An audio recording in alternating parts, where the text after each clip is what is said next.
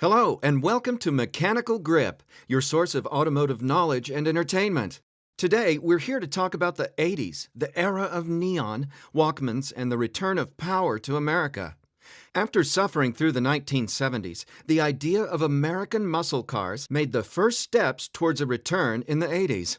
These cars looked better and had more power, but that was not the end.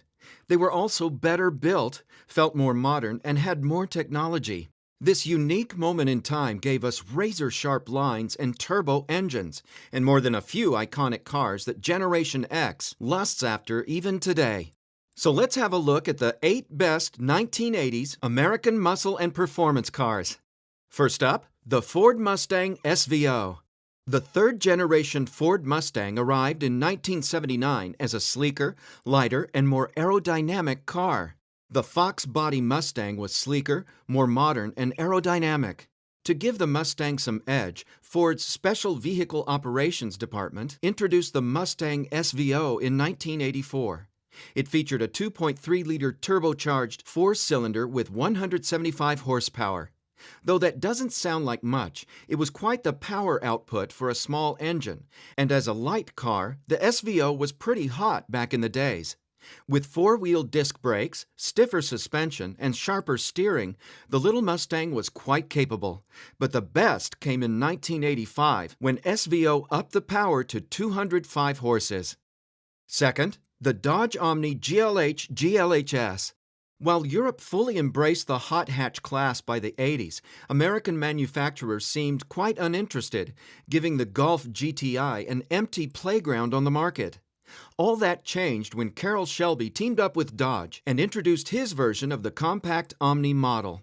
Shelby took the 2.2-liter four-banger and added a turbocharger to produce a total output of 175 horsepower and 0 to 60 time of less than 7 seconds. Quite impressive and competitive for the day. No wonder the GLH badge stood for Goes Like Hell. Later on, Shelby and Dodge produced a very rare improved version called GLHS, which stood for Goes Like Hell Some More. Number 3. Buick GNX. Back in 1982, Buick started experimenting with turbocharging its line of standard V6 engines. The results were satisfying, and Buick engineers got the permission to go further. Soon, there was a Buick Grand National with 175 horses, which wasn't impressive, but later, in 1987, came the ultimate version called GNX, or Grand National Experimental. It featured the same 3.8-liter turbocharged V6 with 275 horsepower and 0 to 60 time of 4.7 seconds. At that time, Buick GNX was the fastest accelerating production model in the world.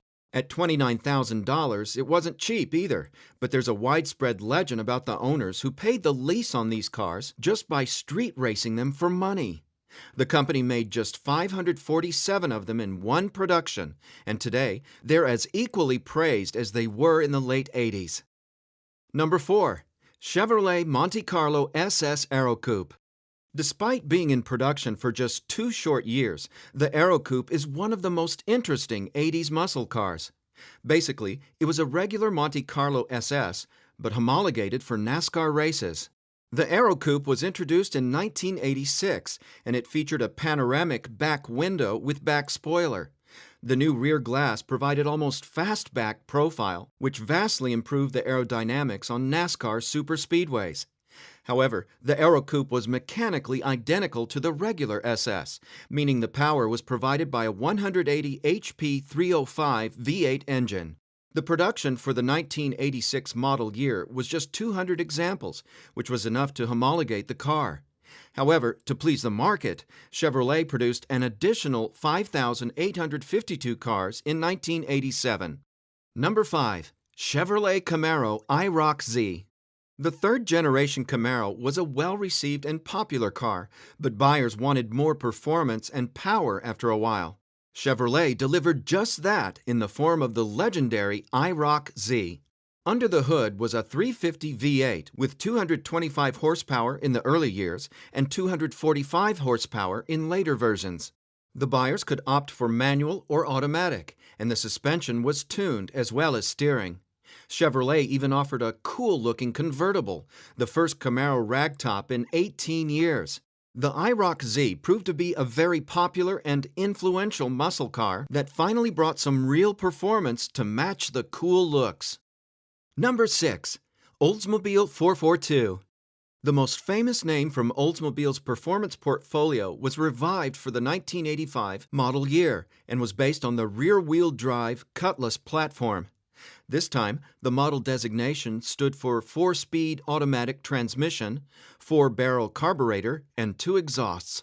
However, the 307 V8 engine delivered 170 to 180 HP, which wasn't enough for very exciting performance, and Oldsmobile concentrated on handling, luxury, and options, which made this 442 a comfortable and enjoyable car to own.